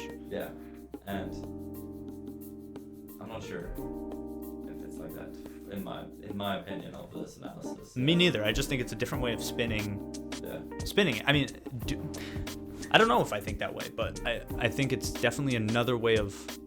It's like the deceiver versus. Are they trying to help the people on the wall, or are they trying to deceive the people on the wall? It's exactly the same thing, just a different context of enlighten people. Is it a duty to enlighten people, or is it like, do you need to enlighten people just because you have extra knowledge? Yeah. So that was just a question I had. Those Brave New World, like, what did I say? Is it okay to leave people in their own reality? Is it that bad to live in your own reality? That's what we talked about. Yeah. And if we extrapolate it to like the Matrix, it's a lot of people are happy in the Matrix, but they're not really living. It's all just a simulation. Now, the Matrix was also based on like Plato. Mm-hmm. Do you think not really living, but is there that much wrong with it? Now, in the Matrix at the end, there's a little bit of a difference. So, I forgot what the main character's name is. Anyway, but he, at the end of the story, he almost becomes like the savior, and like, I'm pretty sure a woman like goes back to and like asks Eddie, what's his name? Anyway, asks him, hey, can you make sure to like look after my son? So he almost becomes like a savior for enlightening like the people of the Matrix and releasing them from the aliens that were harvesting them. But in Plato's story, it's a little bit different, where the enlightened person comes down and tries to teach these people, but then basically is like killed. Well, so I think that goes back to my point of the people in the Matrix weren't happy, or were they? I actually don't think I've ever seen the movie. So, again, it's based on the same train of thought. So, Plato started this train of thought, or Socrates did, where generally people are happy in their own realities, but their own realities isn't the truth. So, the Matrix is about aliens of some sort. I don't remember it all. Another movie we'll watch after this podcast. Aliens come down and they use the like heat from the human body, so the body, to produce electricity and grow. And what they do is they put people in these capsules that captures their heat, or they farm them for energy somehow. But internally they tap into the brain, like a computer plug, like a USB basically, and they create a simulation where everyone is living in a world, like a big game of GTA. Yeah. But it's a society we live in right now. So that's another movie, like Ready Player One. Ready Player One is where they like get trapped in like 3D visual reality. But they know that they're in that game. At the start they do, but then they like get addicted to it. Yeah. So people get trapped into this simulation, and they don't question the simulation until there's a few group of people that come and basically break the simulation. So I think it does go back to, are people happy in their reality? So if I think people are happy. I don't think so. I don't think all people are happy in their reality. Like, I don't think everyone in the United States is happy with how the United States operates. And that's our reality. That's what we know. And I think that if somebody else came in and said, there's something better, it's in Switzerland, like it's amazing, and they take them there and now they're happy, I think that is a duty of the enlightened. If people but don't you think, sorry, no, go ahead. I just want to play off this. Don't you think like Russians and Chinese and North Koreans say the same thing about us? Is that those like democratic people, like, look at them, they're savages, they're living in that like primal world of theirs where they have to fight for businesses, and it's always a fight to make money. I do. But do you think everyone in China or Korea or wherever is all happy? And they're all saying they're savages? Or I don't think there's never all. Right. So I think the duty of the enlightened is to show people what else is out there, because in our world, the actual globe, in our world, not everybody in their society is happy, but not everyone has an opportunity to go live in every single country for a year and say, this is good. I like this one. This is my favorite. I'm staying here. And like we don't have that opportunity. So I don't think this is ever going to be implemented. But something that would be interesting would be to bring people from all countries and produce a PowerPoint on their country. The world order. Like, we don't have that. No. We don't see a lot of other perspectives outside of, like we talked about the Pledge of Allegiance last week. I thought everyone kind of did that. I guess not. So you got enlightened. Yeah. And like, but my fear is, let's say there's something we really believe is true, right? Let's, as a thought experiment again, let's take communist countries and us democratic countries, and what if they are actually the enlightened coming down the cave, trying to tell us hey, this is the light, yeah, but we are the stubborn people at the bottom of the cave that look at them and you're crazy, we're gonna execute you if you keep going on.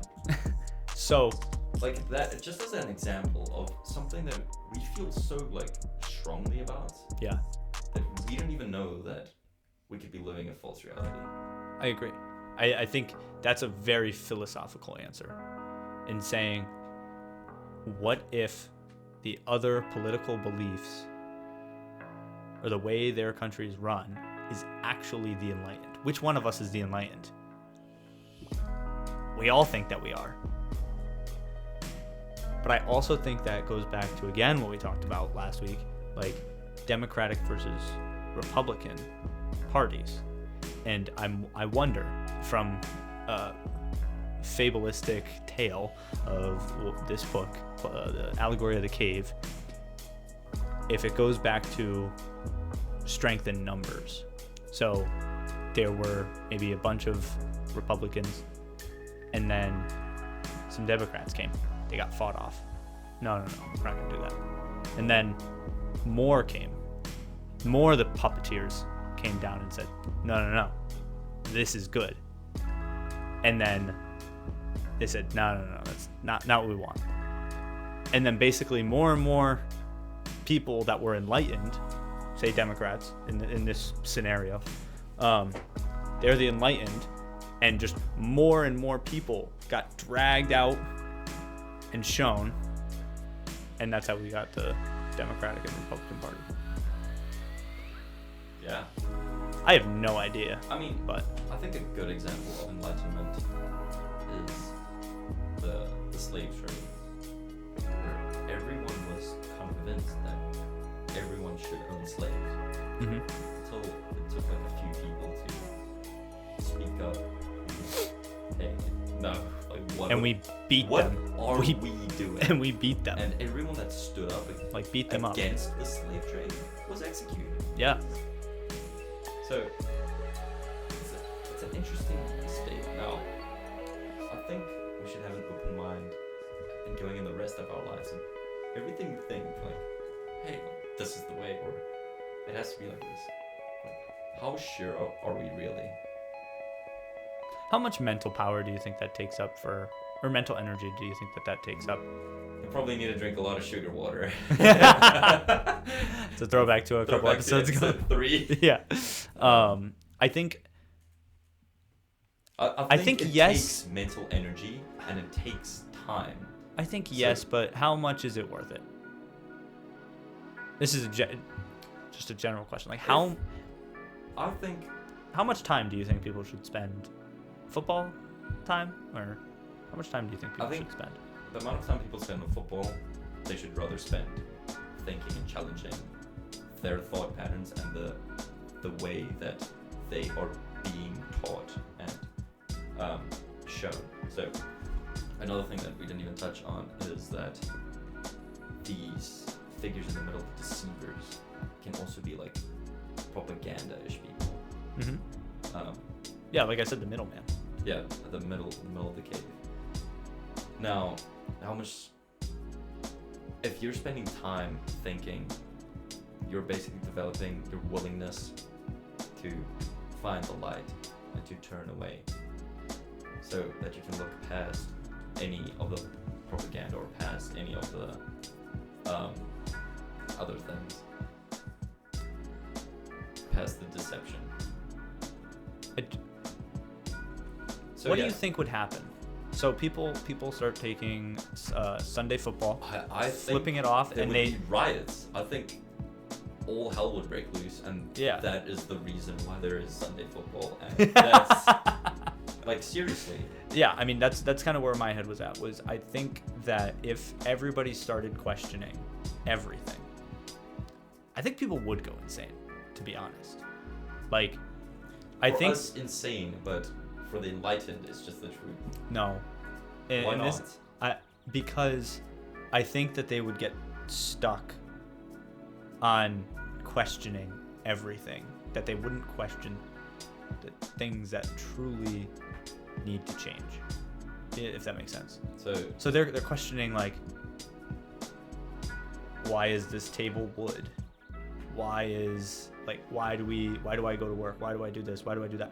Like, I think they're going to question too many things if you're giving people too much time to think.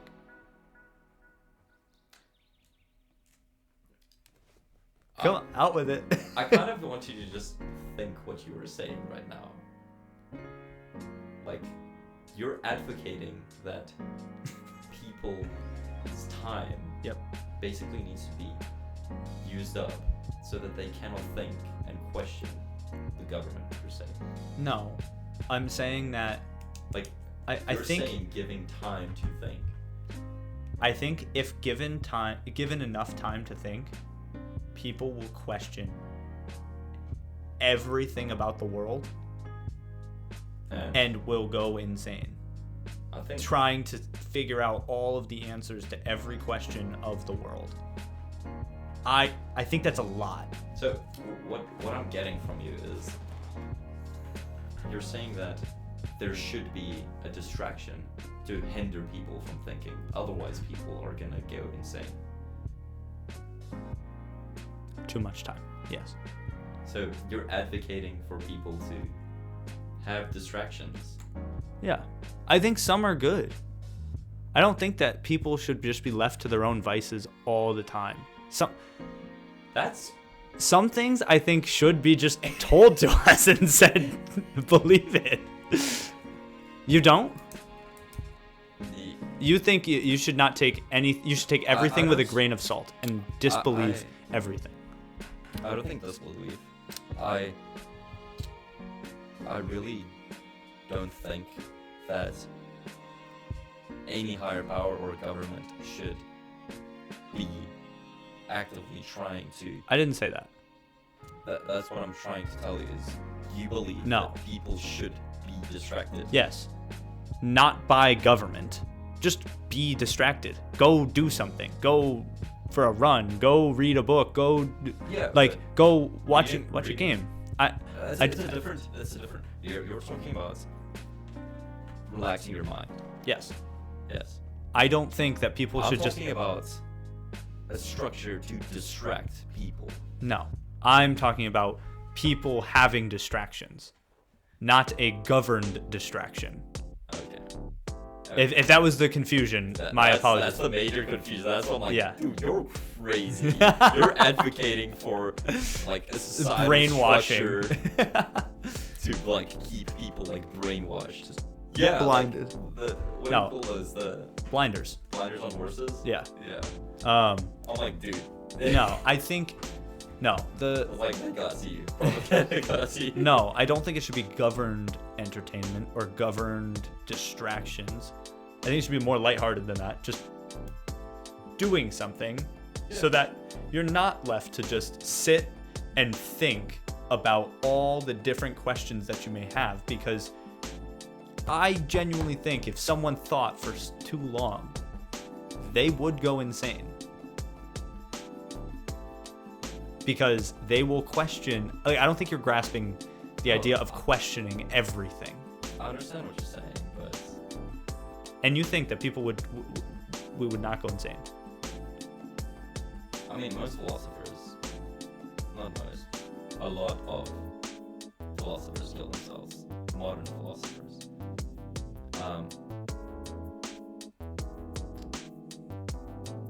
But I don't think we have the time. Like, any time taken up by not work is not enough time. So, like, if you're working normal, you're not gonna have enough time to sit and think to get you to that state. Like, I think you'll go crazy if you wake up and think, go to bed. Wake up and think, go to bed. Or you can turn out like Jordan Peterson, where he says he thinks about everything. I think a lot more people would come to their senses about a lot of things, and I feel like a lot more people would start to agree on different things. Like, what do you mean by agree on different things? Like, are you saying that the topics that people agree on would be different? If we take like major debate topics in the US, let's say like free healthcare, I feel like give enough time for people to actually think, then they might come to consensus that, oh, like, why don't we have free healthcare? Or, oh, why do we even have like some healthcare, some free healthcare? And I think, so it's those but questions. I feel like a lot more people would come to their senses to one more common route about major topics. I think it depends on the answers you're given to your questions. So if you're set to think and you think, why don't we have free healthcare? Where are you going to look for that? You're thinking. I don't think you should be looking anywhere because there's okay, so you just think, well, why don't I have free healthcare? I don't know. You pay the government a lot of money. 1/3 of your money. Why do we have healthcare? So that you can work, live, reproduce. Why do I want to work? Why do I want to live? Why do I want to reproduce? Every single thing you can just sit and say why. But so I think you need to pick and choose. To an answer. I don't think you ever would. Why? If you just questioned everything, I don't think you ever would. Why? Because you're exactly. I think you take maybe an exercise could be on Sunday during football. You just turn off the first quarter and think about why do I do something? What do you do in your life? And pick at it and think about it and sit down and deconstruct it a little bit. But I wouldn't say just go and think about everything all at once and like go into a endless vortex of thought. I think if you break it down, chunk it, then you can take a little piece of why do I work a 9 to 5? Okay, I need to make money and provide for my family. Okay, but I don't like it. Is there any other way that I could do that? And maybe there is. Maybe you find something, or maybe you're like, no, this is good. But I don't know what that answer is going to be. That's going to be up to you guys. But I think thinking about too many things at once can be dangerous because I don't think you'll ever find an answer. Yeah. Do you disagree? Like, to an extent. But I get what you're saying is that people could get lost. But could that just be our, like, ignorance of actual philosophy? Like, how much philosophy have you done? Not a lot. Nor have I. So like, how can we know that the truth is things actually just become clear if you start thinking? We're assuming that people spiral. Yeah. We don't have like any real basis. No, I mean I'm just stating an opinion out here. Like, this is not read anywhere. This is not. This is philosophy. Yeah, this is absolutely blurred philosophy. This is absolutely a blurred line of how I feel that people can get lost in thinking. And I'm not saying that you should go and take everything that's given to you and just use your System 1 brain. Shout out to episode 3, and just agree with it. Like, your System 2 should kick in and say, wait a minute, why did I just do this? Like, the example you gave was, so the spoon and bowl cost $1.10, and the bowl costs $1 more than the spoon. How much does the spoon cost? And I said 10 cents. But then I sat and was like, wait, no, it's 5 cents and $1.05. Why did I think that way? And then we talked about it. We discussed it. But if I just sat there and like thought about everything that way, that could be dangerous. No, it will be mentally straining. Yeah. That's why System 2 is the energy consuming system. It's interesting because, in my opinion, there's comfort in people too. So, like, I grew up with these people in the cave. We all have the same reality. But I only made it halfway up. I'm not willing, blah blah blah blah. I was forced, and I think it will be comfort in going and communicating and talking about the shapes on the wall. It's fun. It's a good time. I don't think there's comfort in things like that. It's harder to turn it to the light and face it. It hurts. Well, you have to, again, be willing to.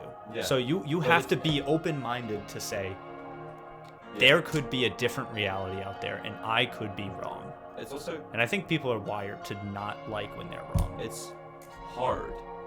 Remember, every single time he moved into a place of more light to become more enlightened, he said it's like sharp spikes in my eyes. It hurts, and like education too. It's not easy to learn Calc 2 by yourself, 11 p.m. the night before a test. Right. It's not easy. Like, no.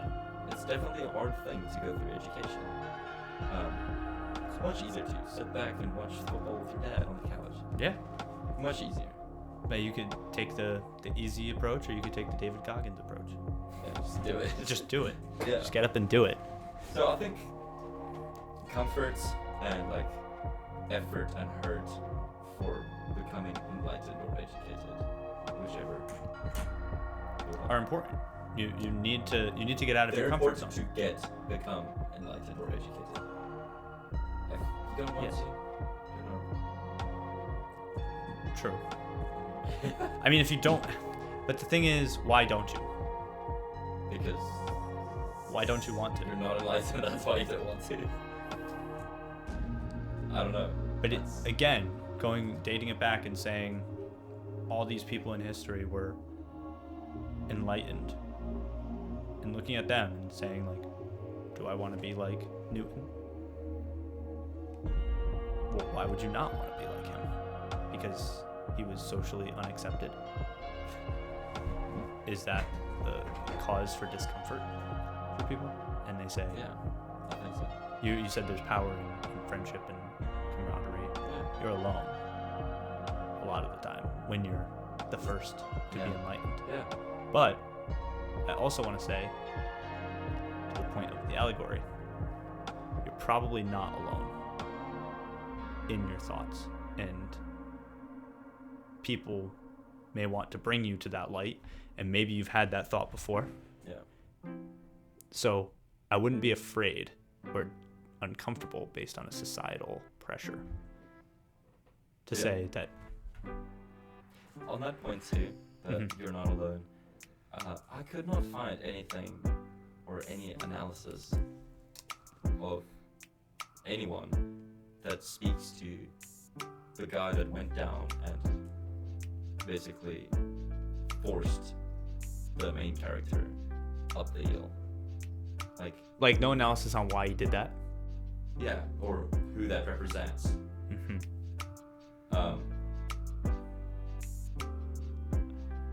It might have been a new way of enlightening. So, again, it could be selfish reasons or selfless. Oh, true, because... yeah. But some people had the idea of, we're going to assume that they were good in this scenario. Some people had the idea of the fire and the puppets, and that wasn't working. People were still chained up, and you said it took effort for them to turn around, or were they just unable to turn around, period? They were chained up, technically, but their arms were free, so they could have gotten out. Yeah. So that, in my opinion, they could have gotten out. Yeah. So in the idea of they were the guy that came down and forced him out, he said, "I've seen people die before. Maybe." And he said, "I need a new approach to enlighten people." He, she, whoever it was, came down, grabbed them, and said, "You're going to be enlightened, whether you like it or not." And it was a forceful enlightenment. Yeah. So is it like your mom forcing you to go to school? Is school enlightenment? Yeah. So, well, that's the one topic. When you said that, I'm like, hey, like, this actually kind of makes sense if you look at the puppeteers not as deceivers, but as teachers. So it goes into, like, you can't put sight into blind eyes, and then he speaks about education right now and how the teacher gives to the student. But maybe this could be a way of a new type of teacher, where the student doesn't passively receive the knowledge, which he says is wrong. You shouldn't be sitting there and just trying to absorb. No, you need to do it. You should be walking the walk to enlightenment. Yes. So this could be a new model for teaching, where instead of trying to teach a concept onto a child or something, you walk with them during their discovery of that concept. So you prompt them. So let's say Pythagorean theorems, right? Yep. A squared is b squared plus c squared. Mm-hmm. Like, perhaps we should try and have kids solve for one side of the triangle as x before we teach them what it is. So you walk them through and guide them through different theories or talks of how to find out that a squared equals to b squared plus c squared. Are you saying like derive it? Yeah, basically, for example, they learn how to derive it by themselves before you teach them the formula. I thought you were going to go somewhere else with that.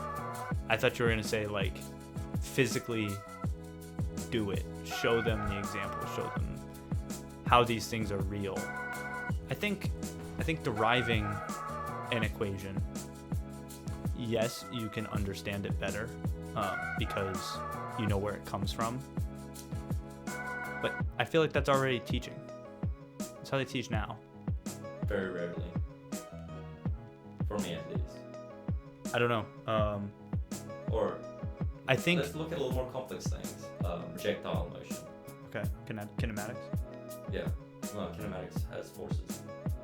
Projectile is like shoot the ball. And the arc. Stuff like that. Okay. Deriving those things. That's still kinematics. I guess so. Isn't it derived from They're all probably linked, but I think you just cross out different things. You can cross out some of the forces. Yeah, I guess so. Anyway, derivation done. Like, imagine trying to learn that as a freshman. They said, like, hey, like, you know what algebra is? Like, you know what numbers, derivatives, division, multiplication, roots are? Okay? Mm-hmm. The ball has to travel from here, get shot at 45 degrees, find out how far it goes. In this amount of time. You don't get an equation, nothing. and you're just saying figure it out and use your prior knowledge to try to solve for. Yeah. How many kids do you think are going to get that right? I think collectively, if you're a class and the teacher is there like this figure, helping them move along in the discovery, the enlightenment, or the education, it might, like... Okay. You probably might be able to. You actually, yeah. I think, yeah, you'd have to guide them to it. And I think that is a good way of teaching. I feel like I've been taught like this before. I feel like I've been taught like this a lot. In college, predominantly. Maybe it was just me. But I do like that style of teaching. Yeah, I think it will take more time, but I think it will make more sense. So, instead of just memorizing a formula. Yeah. I think an interesting about education, though, and I was thinking about it a while ago, is how much alike is education with A Brave New World and Allegory of the Cave, where there was the people. They're going to do Brave New World first. The people, the director, and the controller. And then in yours, you had the cave people, the puppet people, and the sun people. The outside people. Yeah. So students are the people in both cases. Then teachers are the director and the puppet people. So they are not fully enlightened. They're not fully enlightened. They're trying to give information to get them closer to the enlightenment. And then the Board of Education, the overall government of education, is maybe the enlightened. I don't know. There might be further. But they're telling the teachers how to teach. Then the teachers are teaching us the thing that they were taught, how to teach us, or what to teach us in the way that they want us to be taught. And the interesting thing about it to me is the board or the governed body of education being more enlightened somehow? Why is our education and how we're being taught things changing from one generation to another? Yeah. I think that analogy works better with A Brave New World. The outside people, it's the intellectual world and Plato's cave. So I don't think they have much influence on the people in the cave. The intellectual world? Yeah. How did the people from the intellectual world, how did the people get to the middle floor? You're asking the allegory questions again. It's just symbolism. What is it symbolizing? That there are people in the middle, and that there are people in the intellectual world which understand the concepts of... But the people with the fire, why is there a fire? You're asking the allegory question again. I know, because it doesn't make sense. Like, if you took out the people in the middle... It's a representation of reality. Right. Which isn't the truth. So it represents the sun, and for the people in the middle, it's the truth, but it's not actually the truth. And I think for teachers, they believe that they're teaching the proper way and the best way in a possibly false reality. Yeah. That they are saying, this is the light. This is how you do fractions. This is how you do multiplication. They believe that they are teaching you the best way based on the common core. And there are definitely examples of people who do division differently. Like teachers that teach division differently. Like my nieces have come to me to ask me for help, and now I'm like my parents when I went to ask them for help. I don't even know what they're doing anymore. It doesn't make sense to me. It wasn't how I learned it. Right? Like, it happens. Anyway. But I don't know why. Like, why is... overall power more enlightened somehow, and how does that happen? I think this relates to the statement of from becoming to being. So that there's many ways. The ideal way. There's many ways of becoming. So in education, let's say playing an instrument. Like, you can learn 5 chords and you can play those 5 chords, and for you're playing that instrument. For a guy who's been playing for 50 years, who actually can play the instrument and knows what he's doing, it's laughable almost. So you're still becoming. I think different ways of teaching math is also still becoming to the real question of doing maths by yourself. Yeah. Or making music, playing music by yourself, or actually finally realizing that you are thinking for yourself. You're not just reiterating thoughts that people have said. You're actually thinking for yourself. For philosophy. Are we actually ever thinking for ourselves? You're in the state of becoming right now, I guess. I think we tackled quite a lot of philosophy for this episode. I think so too. My brain is fried. I feel like I'm overthinking. Everything is wrong. The world is messed up. My lines have been blurred. My lines have definitely been blurred. I think we've talked on a lot in these 2 books, and there's a lot to digest. I don't think these episodes are ever going to be easy, and I think there's also going to be a lot of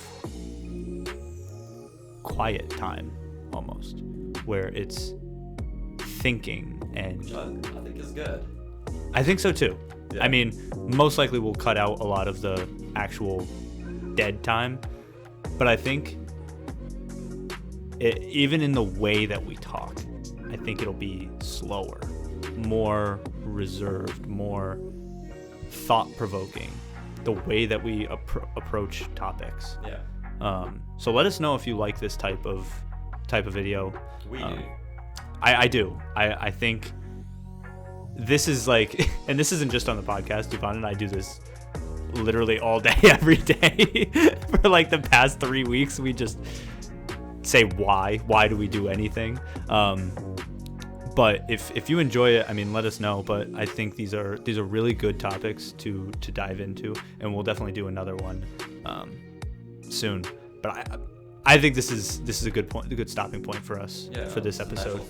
I do feel like this Plato was a good introduction to philosophy, and it's used quite a lot by many philosophy teachers to start the process of philosophy, to start the thinking.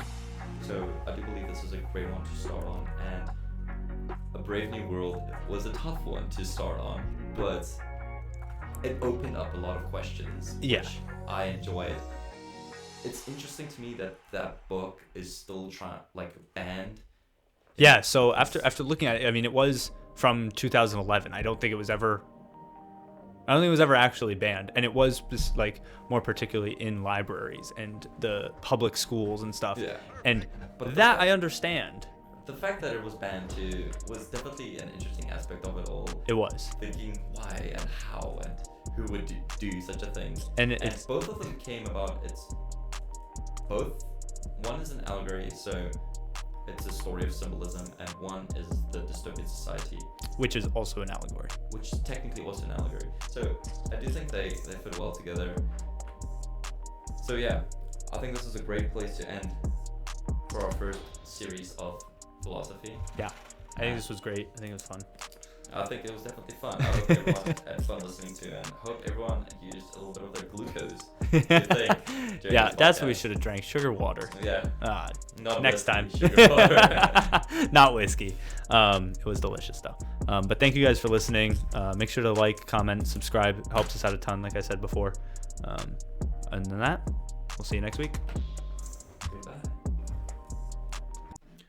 What's up, blurbs? Thanks for listening this far. If you enjoyed this episode, please give us a like. Or a follow. Or email us if you want at blurredthelinespodcast@gmail.com. If you want to support us even more, part 1 and 2 of philosophy can be found in the links below, as well as next week's books on the topic relationships.